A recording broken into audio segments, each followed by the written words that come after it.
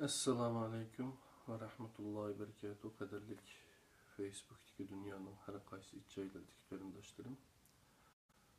Ben Abdülaziz Beşdoğrak'tan İstanbul'daki Zeytinburnu'ndan sizlərə üyemdin. Allah'ın ki cennet salamı bolğan. Assalamu alaikum ve rahmetullahi ve berekatuhu degan salam bilan birlikdə tədbiriyyə isim dərsləri İman insanın bəxti. Türkçesi iman insanın saadeti degan dərsdim.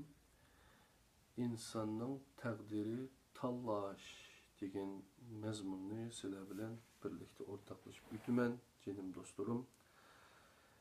Vaqt İstanbul'da birden 47 ötdü. İnşallah dərsini bu tercüme kılıngan iman insanın bəxit saadeti degan Mustafa İslam oğlu ustazdın ki düşün yayıncılık düşen yani yayıncılık degan neşriyattan çıkan kitabı 25 yıl burun yazılgan kitap İman insanın saadeti Mustafa İslam oğlu düşün yayıncılık. Ulamdaki bu kitap 27. neşri, 27. baskısı yani beselişi ki. Canım dostlarım, biz bu övünüşünü birlikte davamlaştırıp kilovatkalı hali yani 10. ayının 15 kirip kalsa bir yıl buludu. Hem de vaziyetle insanın etrafındaki muhitla her zaman özgürüp durdu. Dünyada birden bir özgürmeydiğin neyse nime ise özgürüş. Onda oğan iken biz Peygamber Aleyhisselam degen bir günü yeni bir günüge okşagan insan ziyan içide dep. Onda oğan iken bu demekçi boğanı takamılışıp insan bağlan sıra üzünü telakki kılдырып meniş gerek deyin gep. Şolaşqa biz iman aytqan ekenmiz, imanның nimeliki, imanның ma'nisi to'g'riliq övünüşke vaqt ajratishga to'g'ri keladi. Daim boshqalar og'zimizga seppagan narsaga qanoatlik o'tirishga bo'lmaydi. İman to'g'riliq boshqa ustozlarning kitoblarini o'qinglar, Mustafa İslam o'g'lining kitoblarini yoki boshqa kitoblarni o'qisanglar bo'ladi. Ya'ni Kur'an'ı merkezge algan halette, Kur'an'ın elgikidin ötkezgen halette her kadar kitabını okusak buluduk edelim arkadaşlar. Onda olsa bugün kelgen yerimizden bu takdir meselesi 1400 yıldan beri yani 1400 yıl belki de insaniyet tarihinin biri talışıp kilingen bir mesele. Ama bunu Kur'an'da Allah subhanahu teala bizge kandak takdim kıldı, kandak üyütüdü deyen çağda Kur'an'dan takdir yani kader toğruluk ayetlerini tizip onu bir analiz kılıp baksak Peygamber Aleyhisselam'ın sünneti de hayatı da kandak tatbik kılınırken sahabelerinin hayatı da kandak tatbik kılınırken o toğrulukları izlensek toğra yekünge erişimiz. Nimeti kolumuzdaki ölçem Kur'an-ı Kerim. Bugünkü mezmunda insanın takdiri tallaştır. Onun için irade hürriyeti. Onun için mevzu hidayet ve zalalet. İnşallah kıskını 45 minut etrafındaki vakitte muşum mezmunlarını sizler bilen birlikte övünüşünü halaymen katılı arkadaşlar. Anlamaz kulukonla tedbiriyay sin dersleri iman insanın bəxti de bolsun, üzümüzün bəxti de bolsun. Zihnimiz insanın təqdirinin tallaşkelligidir. Yani təqdirin, yani tedbirin kandak bolsa təqdirin şunda buludu diyeni belirti ünlü. İrade hürriyetinden burun aldı bilen biz insanın takdiri tallaştırıp deyen gepni bir düşünüp bakalı kadirli kırındaşlar. İnsanның taqdiri tanlashdir. İnsanның birdən-bir özgermez taqdiri tanlash. Tahir haqqıdır. Tanlash haqqıdır. Yani aql ve hür iradesi bilen yaxşı ve yamanni özü tanlaydı. Bu ma'noda aytganda insonga berilgan omonatni iroda deb tafsir qilganlar bu hukmni to'g'ri shaklda yashgan bo'ladi. İrade insanı insan qilgan omildir. Taşning irodasiz bo'lishi uning o'zgarmas taqdiriga ega bo'lishining sababi bo'lgan bo'lsa, insonning irodalik maxluq bo'lishi uning taqdirining özgürüşcan ekanligining sababidir. Shundoq itoat farishtalarning taqdiridir.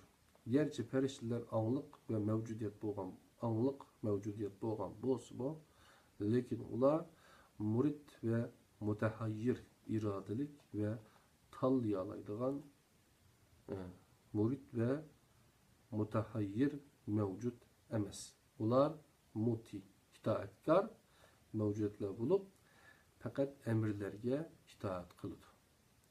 Lekin insanın taqdiri itaat qilish emas. Eğer itaat qilish insanın taqdiri bo'lgan bo'lsa idi, inson taqdiridan qochilmaydi. Meyli xolisin yoki xolmasin, osmonlar va zaminga itoat qilishga majbur bo'ladi. Hammaga ma'lum, inson Allohga itoat qilgandek qarshima chiqalaydi. Yani itaat ve isyan insanın taqdiridir. Bunu bu şekilde yashash ancha to'g'ri emas. İnsanın taqdiri o'ziga berilgan irodasiga asosan erkin holda tanlashdir. Yig'inchoqlasak, tanlash erkinligi Allah insonga belgilagan taqdirdir. İnsanni maxluqotning eng mo'tavir qilgan omilning onun taqdiridagi o'zgachilik ekanligini aytish xato bo'lmasa kerak. Chunki insonlardan boshqa barliq maxluqlarning taqdiri boshqa tanlashsiz. Yani taqdiri boshqa tanlashsiz Allohga bo'yin egishdir. Faqat insonlar iroda bilan mukofotlanganlik uchun uning taqdirida hem itoat hem isyon bor. İnsanni maxluqlar için o'zgacha qilib Allohga xalifa qilgan omil mo del bu iradedir. Yani Allah insanni ziminde xalifa qilishniki nimasi mo yani şu iradedir debdi. Başta osmonlarga, zaminga ve taqqa tenglangan ve ular ilishdan o'zini qochirgan omonat bo'lgan irodani inson olgan edi. İnson irodani qabul qilish bilan teng mesuliyetchan yoki javobgarlikni ustiga olgan edi. İrade erkinligi bu teklifning vaz kechilmas shartidir.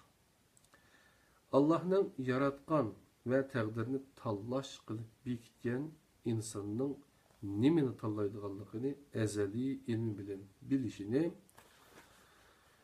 insonning tanlash erkinligini bo'g'ish yoki insonning bu erkinligiga mudohala qilishi deb qarash to'g'ri emas. Allah'ның ezeli ilmi bilan insonning barliq qilmishini bilishi, insonning iroda erkinligiga mudohalasi bo'lmasa, bundaqda buning taqozosi nima?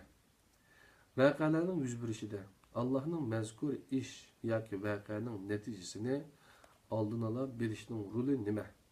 Bu xil savollarning behuda ekanligini diqqat bilan qaragan birisi bir qarashda bilalaydi. Allah'ның bilishi insonning erkinligi ve mas'uliyatini amaldan qoldiradigan bir omil emas. Allah'ni bilmaydi degan taqdirdimi? Tövbe estağfurullah. Allah bundan pokdir. İnson nimani tanlagan bo'lsa, oldingi ahvoldimi o'xshash narsani tanlaydi.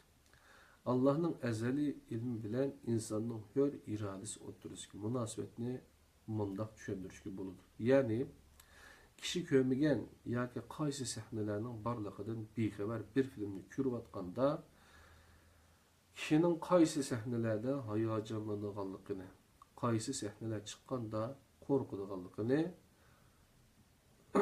o filmning ssenaristi biladi.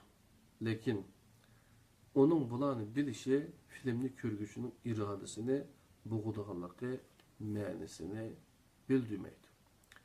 Tuvandagi oyat insonning taqdirining hidoyat yoki gumrohlik ozg'unlikdan birisini tanlash ekanligini aks ettiradigan eng yaxshi o'rnakdir. Agar Alloh xohlagan bo'lsa, ularning hammasini to'g'ri yo'l ustida qiladi. An'am 35-oyat. Lekin Alloh buni xohlamadi. Bundoq bo'lishini xohlamagan yana Allohdir. Allah nimani xohladi? İnsanның hür iradesini ishga solib, o'z ixtiyori bilan tanlashini xohladi albatta. Natijada hammasi emas, oz sondagi kishilar mu'min bo'ldi. Agar mu'min qilish Allohga, agar bu tanlash Allah insonning ixtiyoriga bermagan bo'lsa, ya'ni bu tanlashni Allah insonning ixtiyoriga bermagan bo'lsa edi, insonlarning hammasini mu'min qilish Allah'a qiyin emas idi. Lekin Allah bu meselede insanın takdirini iradesiga munosabatli qildi. Demasimi yuqoridagi oyatdan keyin kelgan oyat buni ifodalamoqda. Faqat haqiqiy quloq soladiganlar to'g'ri yo'lga keladi. Ya'ni Allah taqdirini shundoq belgilagan edi. Allah oldiga bormaydi. Ular insonlar o'zlari keladi.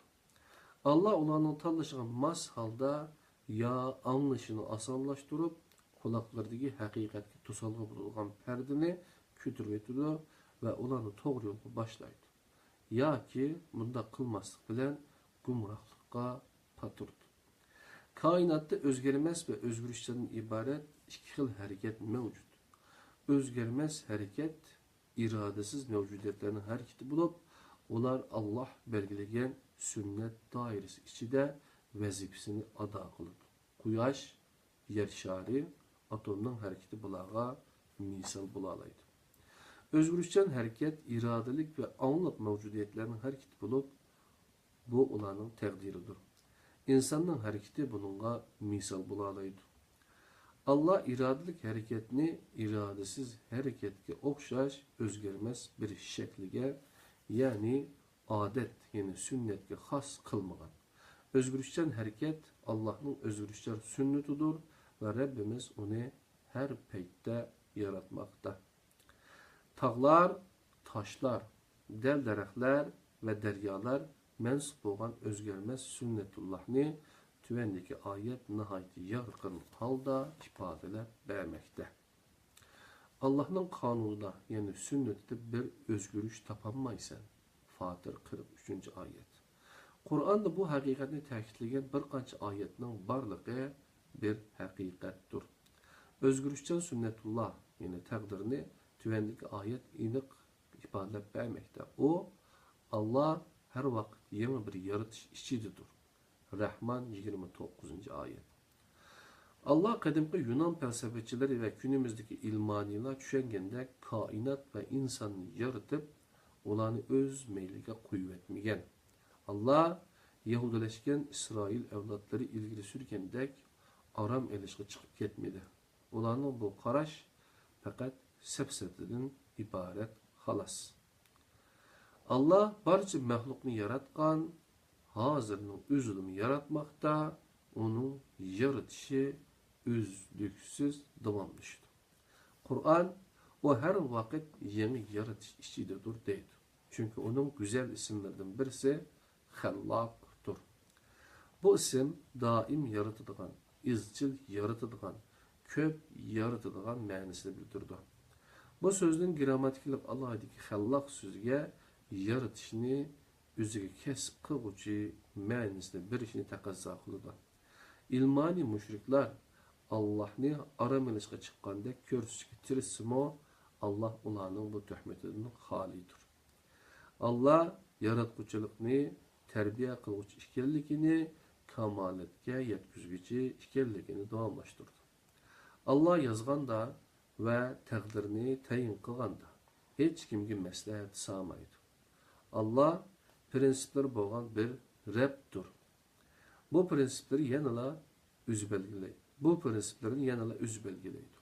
Allah ilgiri yazgınını özgertken vaqtımı hiç kim onunla sen fakat yazsan ama buzanmaysan diyelmeydi ve bu xil muamelede bulalmaydı. Allah yazgınını üçürgetiş vücutga keltirganini yo'q qilib o'rniga yangisini barpo qilish belgilagan taqdirni o'zgartirish qudratiga egadir. Qur'on bizga klassik aqidaning dal aksicha Allohning yozg'inini o'chiralaydiganligini bildirmoqda. Allah xoliqini bekor qiladi. Xoliqini o'z joyida qo'ydi. Ana kitob, taqdir kitobi yoki lavhul mahfuz Allah'ның dergahidir. Raid 39-ayet. Allah xalqning ahvolining o'zgarishini bir taqdir, ya'ni shartga munosabatli qilgan. Biz ijtimoiy o'zgarishning bu taqdirini Qur'ondan bilalaymiz. Har qanday bir xalq o'zining nafsidagi ahvolini o'zgartmaguncha Allah ularning ahvolini o'zgartmaydi. Raid suresi 11. ayet. Mana bu ictimai özgürlükte Allah koygan takdir yani ölçemdir. Bu ilah ölçeminin vücudga çıkışı, bu ilahi ölçemin vücudga çıkışı kişinin öz nefsidikini özgertisi bilen başlanır. Bunun aksice öz nefsidikini özgertmeyi turup, xalqning ahvalini özgertişke urunuş Allah'ın takdiriga rioya qilmaganlik bo'ladi. Bu hareket elbette mağlubiyet bilen neticelenir. Özünün bir kişilik ahvalini özgertişke kıyalmaganlarının insani tüzümünü özgertmek buluşumu yukarıdaki ilahi takdirge xilaptır. Bunda kişilerin samimiyetiga kim işinidir? Tüvendeki ayet bunun misal bulalaydı. Bismillah. وَاَنْ لَيْسَ لِلْاِنْسَانِ اِلَّا مَا سَعَى İnsan fakat özünün işlegen işi, yani tirişçiliğinin neticesini kürdü. Necim 39. ayet. Bu bir özgermez kanuniyet, sünnetullah, yani takdirdir.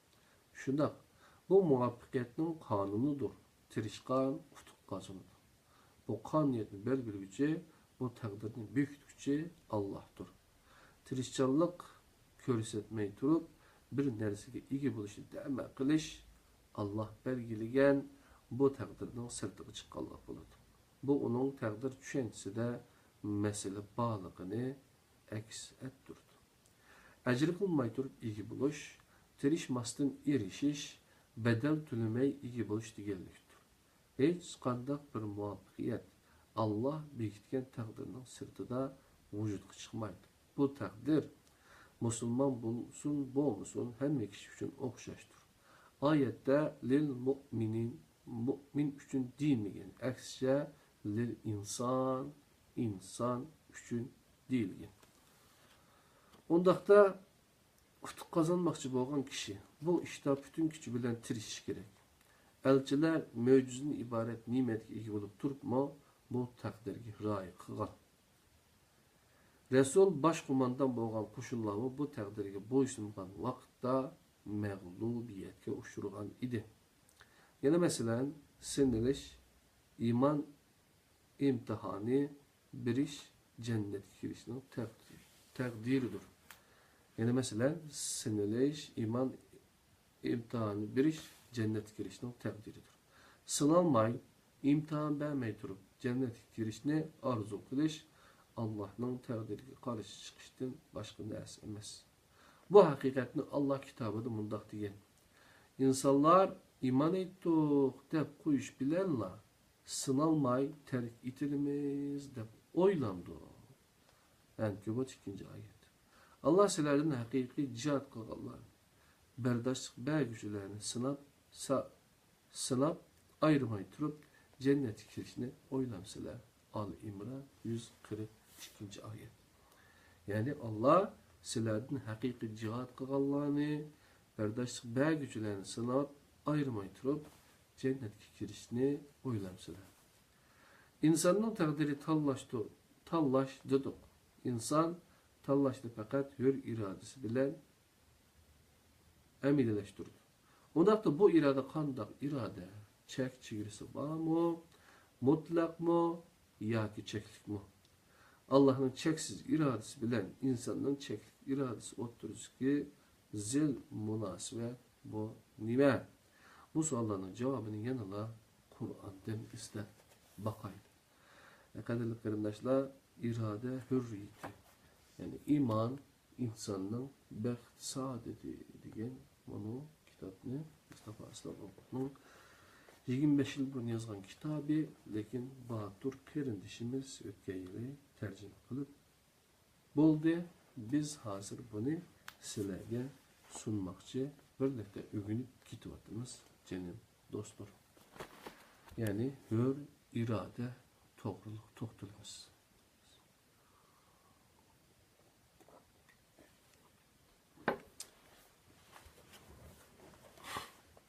İrade hürriyet. İnsan hayat sahnesinin arkasına ittirdiğin her qandaq din ve ideologiya işini baştala hata başlagan bolup. İnsanni hayat sahnesinin arkasına ittirdiğin her qandaq din ve ideologiya işini baştala hata başlagan bolup. Gerçi ba'zilar kitap merkezlik bir din düşüncesini to'xtamay ta'kidlab umumlashtirishga tirishayotgan bo'lsin, ammo islom inson merkezlik bir dindir. Bu sebepten kitaplar insonga va'tilgan. İnsonni ikkinchi o'ringa qo'ygan bir aqoid, bir tafsir, bir rivoyat, bir fiqh ilmi birinchi qadamdala ishni xato boshlagan demakdir. Shuni aniq aydınlashtirish lozimki, inson Allohning quli ve mali emas, balki bendesi ve halifasidir. Bu sebepten Allah insonga xo'jayin maliga muomala qilgandek muomala qilmagan, qulning xo'jayiniga itoat qilishi zururiyatdir. Lekin bendining itoati irodaning asos qilgan itoatdir. Bu sebepten irodaning asos qilgan itoatning mukofoti jannatdir. İrade hürriyeti Allah insonga baxsh etgan eng cho'ng, eng katta ne'matdir. Bu ne'matni to'g'ri ve loyiqli ishlatish bendelik taqozzosidir. Bu ne'matni isrof qiluvchi aslida o'zining hayotini zoya qilib etgan bo'ladi. İradesini Allah'a loyiq bende bo'lish yo'lida ishlatmagan bir kishi o'ziga baxsh etilgan irodani yomonlikqa ishlatgan bo'ladi. İradeni yaratılış maqsadiga uygun şekilde işletmeyende o hürlük elip kelishning onu kulluk kun qilish elip keladi. Bu sebepten etrafınıza nazar salgan vaqtingizda Allah'a bende bo'lishni tanlamaganlarning naide arzimas narsalarga qul bo'lganligini ko'rasiz. Allohdan g'ayriga bende bo'g'uchi faqat iymonini yo'qotib qo'ymasdan hürlükünü yo'qotib qo'ydi. Günümüzde mahlukat derecesi üzdün tüven orunda turulan şeylerge mal-mülk, dünya ve her xil addi narsalarning qo'lga aylantirilgan inson iman orqali ega bo'ladigan hurriyat bilan uchrashib boqmagan zamonaviy madaniyatning asaridir. Bir zamonlar g'arib madaniyatining sovuch izohati bo'lgan barobarlik, safolat, yo'qsullik, atalet, g'ururlik ve cehalet bolgan bolsa, bugün Garip medeniyetinin Amerikaçı izahatı da hürriyet, mustemlike, şehvet ve ademilik, izzet, hürmetinin yoksun buluş erkekliğini ifadelemekte. Bir zamanlar Garip medeniyetinin soğuç izahatı bolgan beraberlik, safalet yani yoksulluk, atalet yani hururluk ve cehalet bolgan bolsa, bugün Garip medeniyetinin Amerikaçı izahatı da hürriyet, mustemlik, şehvet ve ademilik, izzet, hürmetinin yoksun buluş erkekliğini ifadelemekte. Biz bir tarafta insan iradesi inkar kılıp, onunla şamalının koynundaki bir yaprak misali qaraydigan bir perva düşünce. Yani bir tarafta erkeklikni nimeni halis şunu qilish deb tushunib cheklik bo'lgan inson irodasining ustidagi cheksiz ilohiy irodani rad qiladigan haddini bilmez düşünce mevcut bulup geldi. Aldığısı insanın aklını red kılıp onu mesuliyetsiz halga keltirgen bolsa keyingisi insandaki ilahi hediye boğan ruhni red kılıp insanı mesuliyetsiz kılıp koymakta. Aldığısı insanı Allah'ın insan için təqdir qılğan qimmat qaraşlar qədərdin texmo tüvən boğan noktaga düşürüp qoyup ilahi təqdiri qarşı çıxmaqda. Keyingisi insanı Allah təqdir qılğan qimmat qaraşlar qədərdin üstün tutup ilahi təqdirge qarşı çıxmaqda. Qadirli qırnaşlar tədbiriye sindirisleri 13. İman insanın bəxt saadet degan derstin ikinci babda yani tevhid insanın gayesi degan ikinci babda biz bayatın nemin ögendik degan çağda insanın təqdiri tallaştığı degan temidin ki irade hürriyeti degan məzmununu sizler bilen birlikte. Bugün vaktimiz inşallah dersini birlikte devam kılımız.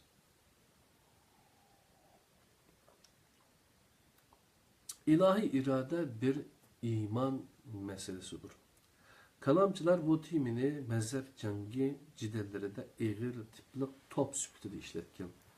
Təqdirge iman etişini irade hürriyetinin karşı kutubuğa yerleştirip koyuş, insanın iradesiz məxluq ekanligini ilgili sürgen pirqilar bilan insan iradesinin mutlaq hür ekanligini ilgili sürgen pirqilarni halt kuchuğa başlap kirgen. Bu dərtalashlarda insanın iradesi inkar qilib, onun təqdirini cansız məxluqlarının və hayvanların təqdiri bilan tən dərəcəyə düşürüb qoyğan cəbirci təqdir düşüncəsinin ən çoğ xatalığı insanı xuda Allah'ın rəqibide qarab meseleye bu noktadan muamele kılğanlığıdır. Bu düşünce neticesinde insanın çeklik ve yaratılan iradesini Allah'ın çeksiz ve yaratılmayan iradesinin rəqibide qaraş mukarrer. Yani bu düşünce neticesinde insanın çeklik ve yaratılan iradesini Allah'ın çeksiz ve yaratılmayan iradesinin rəqibide qaraş mukarrerdir. Mesele bu noktanın təhlil qılınğanlıqdan bəziler meselenin mahiyyətini qarmasdan Allah'ın iradesini qutquzuşunu üzgü vəzifi qılıb alır. Neticede reddiye süpüteli oturuğa çıkan bu məntiqsiz zok ve işqinin türküsü de insanın iradesini inkar qilishqa başlagan.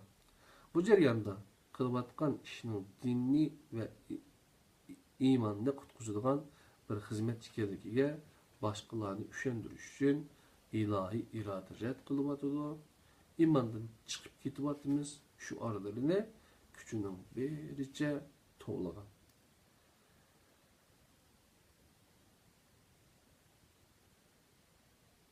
Halbuki işinin hakikat ondaq emas idi. Leyigan su tinip süzülgende bu hakikat ortaga çıktı. İnsan hakikaten her qandaq bir meselede Allah'a rəqib bola alamdı. Her cihetten Allah'a muhtaç olan insanın yaratılgan iradesi o iradeni bəxş etken kulli ilahi irade üçün xavib təşkil qıla alamdı. İnsan iradesini inkar kıldığın bu düşünce noktasının qarağında yukarıdaki sualının cevap şundak idi. Bu məntiq asaslanırdı. İnsan Allah üçün insan iradesi ilahi irade üçün bir xavf təşkil qılğan. Bu sebeptir Allah yaxşı gördüğünlər, Allah'ın yaxşı gördüğünlər insan ve insanın iradesiga qarşı izchil kurash qilish kerak edi. Demek sonra ahval şundak idi. Şundak bo'ldi. Bundaq tushunish aslida Allah'ın təqdirga, ölçümüge razı bulmaslik, onunla qarşı çıxışdır. Nima üçün? Bunun sebebi nəhayət addi. Çünkü insanga iradəni bəgüç ve onu yaratmış. Yani çünkü insanga iradəni bəgücü ve onu yaratmışçı Allah'tır. İrade erkinlikini insanın takdiri kılıp yaratkucu yine Allah'tır. Ela ya'lemu men halakah. Allah yaratkınını bilmemdi o. Allah yaratkan məxluqlarını bilgen üçün mevcudiyet işidi insanı tallap yeryüzü halife, vekil, naib kıldı. Ve insanla öz ruhidun pürlügendek öz iradesini verdi ve bu arkalık insanı başka məxluqlardan üstün kıldı. Mana bu velakat kerremna beni Adem. Şüphesiz ki biz Adem ballarına irade erkinliği, akıl ve an bəxşitip nimet verdik. Hürmet oldu. Sıra 70. ayetinin mənisidir. Akide Allah'ın kudreti ve takdiri iman etiş bilen küçeygendek dini faaliyet emel mu insanın irade ve tallaş erkinliği bilen yukarı kütürülüdür. Eğer ondak bolmaydiken müşriklerge okşaş mubada Allah halıgan boz idi. Biz şirik keltirmeydik. Düşentisi iki buluş mukarrerdir. Tüendeki ayet cebir-i takdir akidesi dayangan en meşhur delildir. Alemlerden Rabbi boğan Allah halamay durup sile, halamay sile. Tekvir 29. ayet.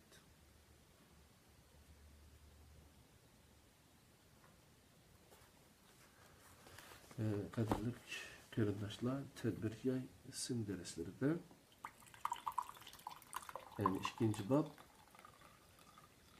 nimitti tevhid insanın gayesi diyen dersindeki yani diyen babның ahirki mezmunlarından insanın takdiri tallaş diyen mezmunla birlikte bugün vaktimiz kadirlik kırındaşlar.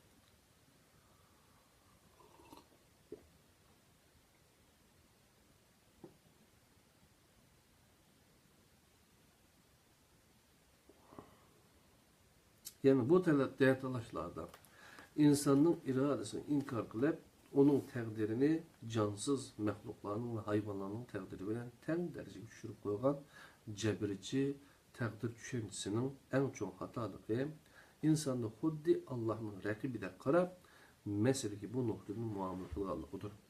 Bu düşünce neticede insanın çeklik ve yaratılgan iradesini Allah çeksiz yaratılmagan iradesinin rakibidek karaş mukarrerdir.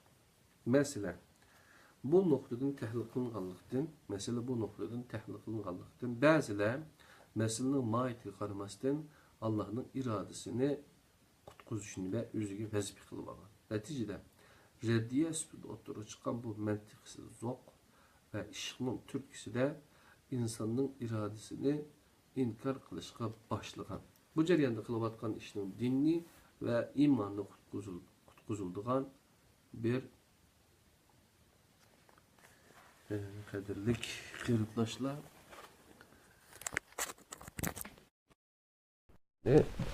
çarpmay sözleptimiz kadirlik kırıklaşlarım yani irade hürriyeti diyen dersini birlikte bugün vaktimiz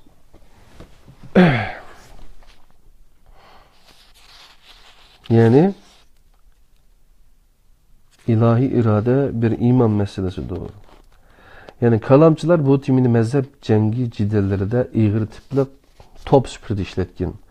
Təqdirge iman etişini irade hürriyetinin karşı kutubuğa yerleştirip koyuş, insanın iradesiz məxluq işkelligini ilgi sürgen pirqiler bilen, insan iradesinin mutlak hür işkelligini ilgili sürgen pirqiler ne haltı koçuğa başlap kirgen.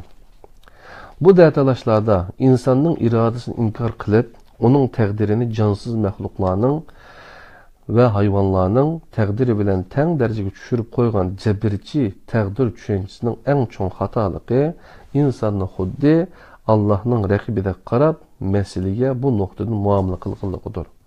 Bu düşünce neticesi de insanın çeklik ve yaratılgan iradesini Allah'ın çeksiz ve yaratılmayan iradesinin rəqibide qaraş mukarrerdir. Mesela bu noktadan tahlil qilinganlikdan, ba'zilar meselenin mahiyetiga qaramasdan Allah'ın iradesini qutquzishni o'ziga vazifa qilib olgan. Neticede reddiye sübutida o'tirib chiqqan bu mantiqsiz zoq va ishning turtkisida insonning irodasini inkor qilishga boshlagan. Bu jarayonda qilayotgan ishning dinni va iymonni qutqizadigan bir xizmat ekanligiga boshqalarni ishontirish uchun ilohiy iroda rad qilinyotidi. İmandan chiqib ketyapmiz shuarlarini kuchining boricha varqirgan, to'lg'an. Halbuki ishning haqiqati undaq emas edi. Laygan suv tinib süzülgende bu haqiqat o'ttirg'i chiqdi. İnsan haqiqatan her qandaq bir meselede Allah'a raqib bo'la olamdi. Her jihatdan Allah'a muhtoj bo'lgan insonning yaratilgan irodasi o iradani baxsh etgan kulli ilahi irade üçün xavf tashkil qila olamdi. İnsan iradasini inkar qiladigan bu tushuncha nuqtasidan qaraganda yuqoridagi savolning javobi ha shundaq edi. Bu mantiqqa asoslanganda inson Alloh uchun, inson irodasi ilahi irade üçün bir xavf tashkil qilgan edi. Bu sababdan Allohni yaxshi ko'radiganlar inson va insonning irodasiga qarshi izchil kurash qilish kerak edi. Demizmu ahval shundaq bo'ldi. Bundaq tushunish aslida Allohning taqdiriga o'lchimiga rozi bo'lmas. Onunğa qarşı çıkışdır. Nima uchun? Bunun sebebi nayet oddiy. Çünkü insanga iradeni bergücü ve onu yaratgıcı Allah'tır. İrade erkinligini insanın taqdiri qilib yaratgıcı Allah'tır. Ala ya'lamu men halaqah. Allah yaratganını bilmemdi o. Mülk 14. ayet.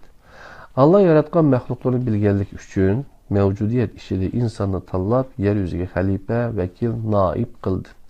Ve insanga öz ruhunun pövlegendek, öz iradesinin bu bədi ve bu arkalık insanı başka məhlukatlardan üstün kıldı. Mana bu وَلَقَدْ كَرَّمْنَا beni Adem.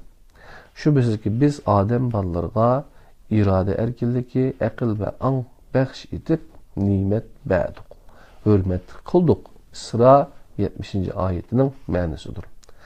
Aqide Allah'ın kudreti ve takdiriga iman etiş bilen küçegendek dini faaliyet yani emel mu insanın irade ve tallaş erkinligi bilen yuqori kütürülüdü. Eğer ondak bo'lmaydigan müşriklarga o'xshash mubada Allah xoligan bo'lsaydi biz shirik keltirmaydik. Tushunchasiga ega bo'lishi muqarrardir. Tüvendeki ayet cebirçi takdir akidesi tayangan en meşhur delildir. Alemlerin Rabbi boğan Allah halimay turup siler haliyanmaysizler. Tekvir 29. Bu ayet Allah'ın insanın iradelik bir məxluq buluşunu halimağanlığı şeklinde şerhilenip gelindi. Halbuki ayette bu məni ifade eden en küçük bir işaret imamı yok. Əksicə, bu ayette təqdirge imanның asası bo'lgan bir iman asası əsətilməkdə. Allah xalimğan heç qandaq bir nərsə mövcud bo'lmaydı. Allah xalimğan heç qandaq bir iş vücudqa çıxmaydı. Bununla iman etiş müminliknin bir şərtidir. Allah insanın tanlayışını xalıqan, insana öz iradəsinin öz kudretinin bir kudret bergen bolsa, birisi çıkıp Allah'a, yok Rabbim sen insana irade bersen bolmaydı o. İnsana güç kudret birenmeysen, insanı təqdirini şirik ve mesul kılalmaysan, diyen mənide bir muamele kılalmaydı. Allah insanın halişini irade kılgan ve insan Allah'ın izni ve iradesi bilen halımakta. Allah insanın halişini irade kılgan ve insan Allah'ın izni ve iradesi bilen halımakta. İnsan iradesini yaratkan ve iradesini işiltişke buyruğucu Allah'tır. Bu ayette manı bu şekilde düşünüş gerek.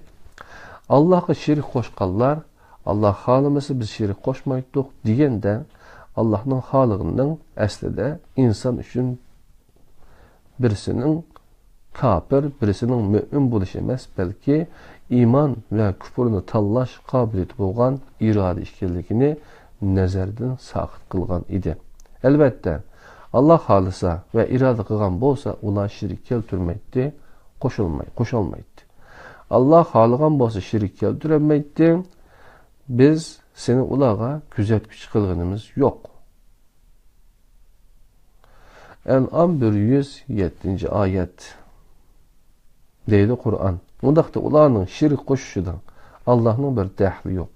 Eğer bundaq dese, ularga Allah'a töhmet qılğan buludu. Ular qaçan ki ezişini halıgan, küpürünü tallıgan bolsa, Allah ulanı şu vaqtdan başlap azdurgan idi. Qandaq azdurgan? Ular küpürge yüzlengendi işletken til, avaz, energiya, hayat ve küpürünü tallıgan iradesini yaratquchi Allah'dır. Allah'ın azduruşu mana moşundaq boludu. Ular haqdan burulup ketkendan keyin Allah ularning dillerini hidayetden burup etdi. Saf 5. ayet. Ular haqdan burulup ketkendan keyin de var. Ular emelleri arqılıq buzulğanlıqdan Allah'ın ularning aqidesini burup etken idi.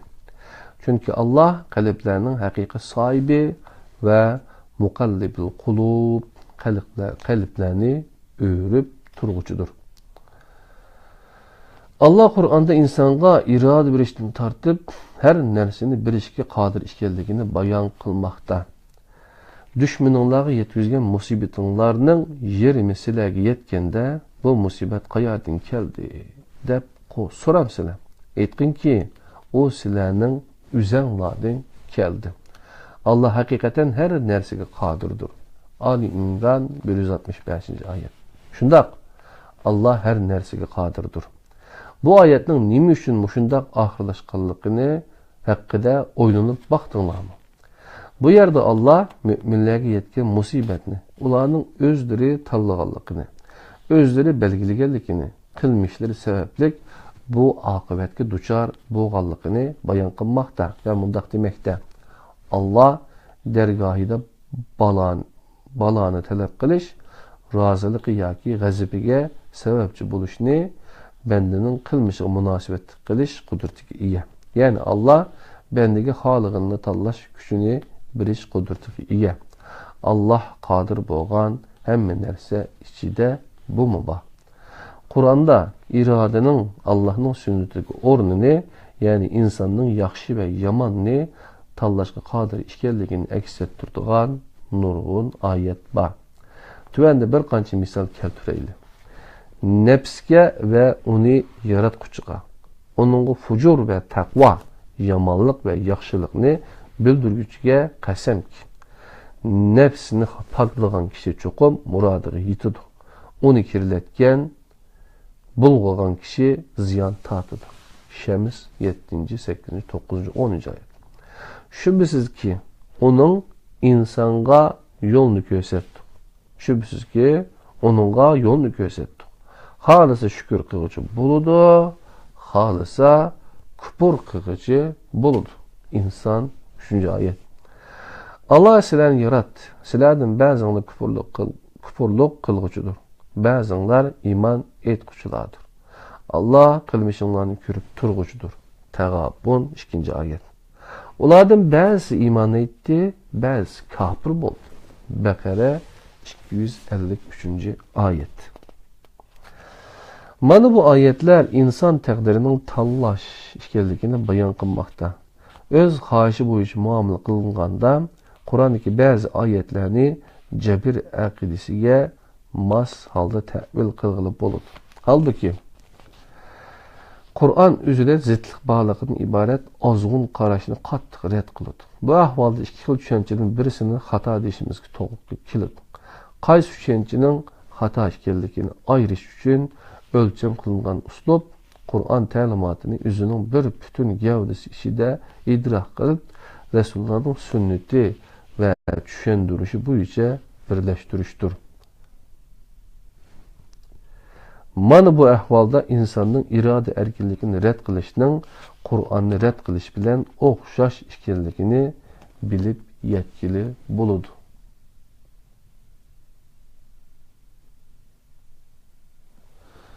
Ve aleyküm esselam. Vecdi kardeşim, Allah razı olsun. Yani şimdi biz bunu dersleri kayda geçiriyoruz, YouTube'a koyuyoruz. Oradan isteyenler izliyor. Yani biz izlesin izlemesin bunu böyle paylaşıyoruz. İnşallah biri izler bir gün, yani kafasındaki takdirle alakalı, yani bir ufak, yani hayat için önemli olan bir şey ufak gözüküyor da o çözülür inşallah Allah'ın yani takdiri yani diye bize sunulan, yani alnınıza ne yazıldıysa onu göreceksiniz. Dediği gibi böyle takdircilik yanlışlıkları çözülür diye onu düşünüyoruz. Allah razı olsun. İzlese de izlemese de yani bir gün bir şey olur yani. Olmasa da olur hocam. Halbuki Kur'an üzere zıttık bağlıqıdan ibaret azğun qarashini qattiq red qiladi. Bu ahvalda ikki xil tushunchaning birisini xato deyishimizga to'g'ri keladi. Qaysi tushunchaning xato ekanligini ayirish uchun o'lcham qilinadigan uslub Qur'on ta'limotini o'zining bir butun gavdisi ichida idrok qilib, Resulullah'ın sünneti ve düşendirişi bilen birleştiriştir. Mana bu ahvalda insanın irade erkinligini red qilishning Qur'onni red qilish bilan o'xshash ekanligini bilib yetkili bo'ladi. Taqdirga munosabatlik oyatlarni mundaq shaklda tushunish eng to'g'ridir. İnsanın hürlükü haqida to'xtalgan oyatlar insonga munosabatlik bo'lib, bular insanın mesuliyet iradesi ve iradesinin çegirisini körüstüp burada. Allah'ın mutlak iradesi ve kudreti hakkında toxtalgan ayetler Allah'a münasibetlik bulup, insanın çeklik iradesi ahirki noktaya oluşup, yaratkucunun çeksiz iradesi başlangan noktunu körüstüp burada. Takdir özünün ma'lum bulup durgandek her nersinin ordunu, ölçümünü, kanununu, makanını ve zamanını körüstüp burada emesmo. İradesini işletken kişiler tarih boyunca zulümga ve nefsi haşqa tayangan tüzümlerini ensiritip qo'rqitib kelgan. İnsaniyetning o'zgarmas ilahi qimmat qarashlarini o'ziga ul qilmagan tüzümler iradesinin aktif paydalangan şəxsiyetini şekillendirələyən kişilərini hakimiyeti üçün xəvər deb qaraydı. Ötmüşdün bugünkü əhval mana şundaq bulub gəldi. Mana bu səbəbdən Əməvi xəlifəsi Abdülmelik bin Mervan cəbri düşənçini rədd qılıb insan iradesini himayə qılğan Həsən əl-Bəsrini azarlab əvətkən məktubda müminlərin əmri səndən nəql qılınğan bu sözlərini yaxtırmıdır deyə təhdid sağan. Həsən əl-Bəsrimi yazğan cavab məktubu da insanın irade ve tallaş erkinligini Kur'an ayetleri bilen ispatlap mundaq degenidir. Seleflerimiz arasında insanların tallaş erkinliginin barlığını inkar kıldıgan hiç kim yok idi. Şuna hiç kim bu vaqtida tallaş qılmagan. Çünkü ular bu meselede hemfikiriydi. Bizning bu mesele hakkında toxtalışımız bazılarının onu insan iradesini red qilib bid'atga patqanlığı sebebidir.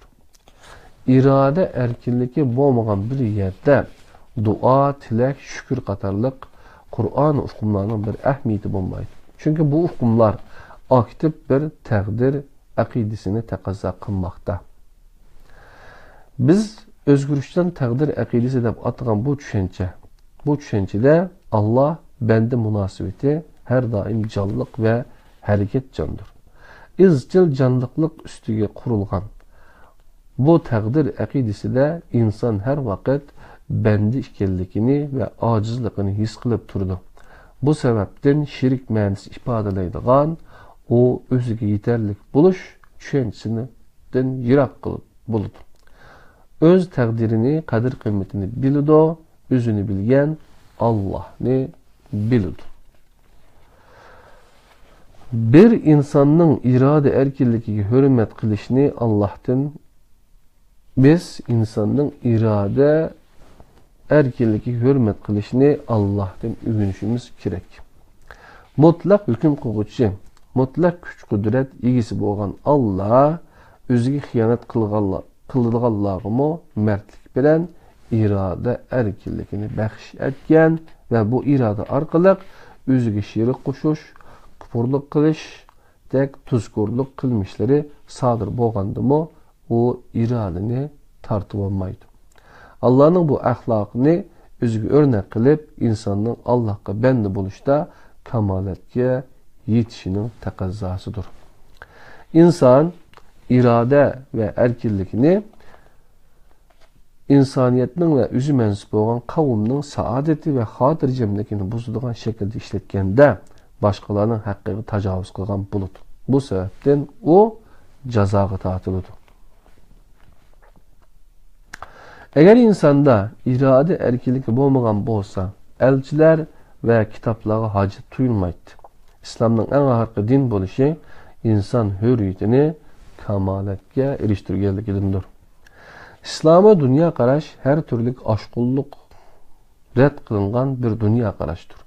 Bu sebepten insan hürriyetini inkar kılgan ya ki insanın mutlak hür işkellikini ilgili sürüdüğün qaraşlarını red kılıdır. Çünkü mevcutluğu başka birisiga muhtaç bo'lgan her qanday narsa mutlak sübütüge iyi bulalmaydı. İnsan öz özüge yeterlik məxluq emas. Mevcutluğu daim özünün üstün bir mevcudiyetge beqinıdır. Yani yaratquchisi ve kemaletge yetkizgüchisi bo'lgan Allah'a beqinıdır. Bu düşünce materializmning insan düşüncesiga tüpten zid bo'lgan ve onu red qiladigan düşüncedir. Ondan başka insan qadr qimmatsiz məxluq emas. Mevcutluğu başka bir mevcudiyeti yok bulup ketadigan derecede qadr qimmatsiz emas. Bu panteizm, vahdeti vücut düşüncesiga berilgen bir reddiyedir. İnsan halifidir. Bu ahvalda o mutlak hürden algan hukuka asasen məxluqat işide en hür, en şereflik ve en terakki qilgan məxluqdur. Allah insana hürriyet ve tallaş erkinligi beriş bil üçün xalif qilgan. İnsanın xalif qilganligi üçün hürriyet ve tallaş qabiliyeti ega qilgan. Eğer hürriyet ve tallaş qabiliyeti bo'lmagan bo'lsa idi, javobgarlik, jazo, mukofot, cennet, cehennem mahşerlerinin bir ma'nisi ve ehmiyeti bo'lmaydi. İnsan irade erkinlikini işletkende özüge berilgen daireden halkı kesse, aldığı başka bir güç çıkıdı. O güçünün ilgisi insanı belgelengen daireden halkı ketiş gücünü bergen ilahi iradedir. İnsan erkinlikini yaman işe işletkende fakat hukukullah Allah'ın hakkıga tacavuz kılgan bolup da kalmay, yine hukukul ibad bendenin hakkıga tacavuz kılgan buludur. Bu sebepten İslam'da şəxsinin hürriyeti, avamның hürriyetini xavfga uçratmaydigan şekilde belgilengen. Şundaqla avamның hürriyeti şəxs hürriyetini boğuduğan, şəxsini padığa aylandırılgan her türlük urunuşlar qattiq red kılıngan. Bu sebepten haraq iş gücüge köpçülük huzuru jaza icra kılınsımı, südük yoki zəhər iş gücüge hiç qandaq bir jaza icra kılınmaydı. Bolmasa her ikisi okşaşla haram. Nima üçün bundaq buludu? Çünkü kişi haraq iş bilen kişilik erkinlikning dairesini halqab, avamның hürriyetiga tajovuz qilmoqda. İctimai ve ahlaki cihetden bozuqçılıqqa sebep bo'lmoqda. Eğer birov haraq içkende onu hiç kim kömegen, yuqori tilg'ilingan bozuqçılıqqa sebep bo'lmagan bo'lsa, bundaq ahvolda onun qilmishi Allah bilen üz o'ttirusidagi haq huquqni dəfsəndə qilish bilan cheklangan bir gunohga aylanadi. Onun bu qilmishini banda haq huquqini dəfsəndə qilish bosqichiga yetmagan bo'ladi. Bu sebepten avamның haq huquqini dəfsəndə qilganning jazosi bo'lgan had icra qilinmaydi. Nima debdi? Agar birov varaq ichganda uni hech kim ko'rmagan, yuqori tilg'ilingan buzuqchilikqa sabab bo'lmagan bo'lsa, bunday ahvolda onun bu qilmishi Alloh bilan o'z o'ttirisidagi haq huquqni dəfsəndə qilish bilan cheklangan bir gunohga aylanadi. Onun bu qilmishi banda haq huquqini dəfsəndə qilish bosqichiga yetmagan bo'ladi. Bu sababdan avamның haq huquqini dəfsəndə qilganning jazosi bo'lgan had icra qilinmaydi. Səhvəllik bilan öldürülген bir kişi üçün İslam kanununda bir qulni azad qilishning jazosi belgilenişi İslam şəriətində hör bulanmaslik, ölüm, hörlükning hayat ve tirilish deb qaraldiganligining eng tipik dalilidir. Yana bir kişi qasdan emas, səhvəllik bilan ötküzgen yoki onunğa sabab bo'lgan bo'lsa, onun o'rniga ma'no nuqtasidan ölük deb qaraldigan bir qulni hörlükə eriştirib, öldürgücünün o'rniga tirildirish lozim. O öldürülüş sebeplik hayatga tajovuz qilgan bo'lib, qul azad qilish orqali hayotga tövbe qo'shib, xatolik sabablik paydo bo'lgan salbiy natijani qul azad qilish orqali ijobiy holga keltirib, xatoligini yengillatgan bo'ladi. Qadrli qarindoshlar, yine biraz kallamiz qarışqan bo'lishi mumkin. Yani 175. betkiçe birge okuduk. Yani insanın təqdiri tallaşdır bilen irade hürriyeti degan bunu iki mavzuni birge okudumuz. İki mezmunni. Yani bu naiti zil, naiti yani innik bilmesek bo'lmaydigan bir yani ahval bu təqdir meselesi. Şunun başqa İman degan bu kitapta yani tevhid insanın gayesi degan bunu ikinci babdaki şu timida yani insanın təqdiri nimeti tallaşdı deganni yaxshi tushundiribdi. Agar bunu dersini yaxshi yani ko'rgan bo'lsanglar, qadrli qarindoshlar, boshqalar bilan ortaklaşıp konuşmalarını ümit kılımen. Beşide bu mikrofonsuz başladık kendimiz ki mikrofonu taktım qarindoshlar. Belki tefimi yaxshi tinşiğalgan buluşunlar mümkün. Anda olsa bugünkü tedbir yaysin dersleri iman insaniyetinin bəxti degan bu derstin insanın təqdiri tallaşını birlikte üyüngen bulduk. Allah'ın özgü amanet bulunlar. Esselamu Aleyküm ve Rahmetullahi ve Berekatuhu. 14. tedbir yaysin dersleri iman insanın bəxtide görüşeyli, həmmanglı bəxtlik bulunla, imanla bulunla. Esselamu Aleyküm.